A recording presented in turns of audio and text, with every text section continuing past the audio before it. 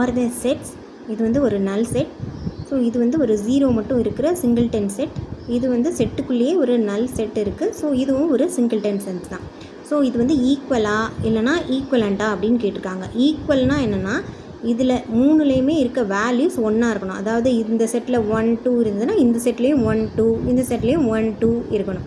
அப்படி இருக்கானா இல்லை. ஏன்னா இதில் வந்து எலமெண்ட்டே இல்லை. இதில் 0ன்றது தான் எலமெண்ட், இதில் நல் செட்டுன்றது ஒரு எலமெண்ட். ஸோ இது ஈக்குவல் செட்டா அப்படின்னா கிடையாது. ஈக்குவலண்ட்டா அப்படின்னா இது வந்து ஆல்ரெடி நம்ம பார்த்துட்டோம். இதுக்குள்ளே வேல்யூவே இல்லை, உள்ள ஒரு எலமெண்ட்டே கிடையாது.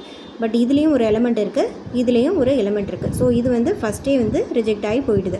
இப்போ இது ரெண்டையும் கம்பேர் பண்ணிங்கன்னா இதில் வந்து இது ஒரு சிங்கிள்டன் செட் அப்படின்னு பார்த்தோம். ஒரே ஒரு எலமெண்ட் இருந்தால் அது சிங்கிள்டன் செட்.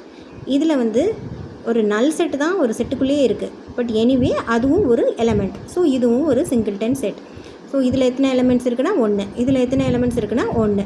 ஸோ வந்து ஒரே நம்பர் ஆஃப் எலமெண்ட்ஸ் சேமாக இருந்ததுன்னா இது ரெண்டும் ஒரு ஈக்குவலன்ட் செட்.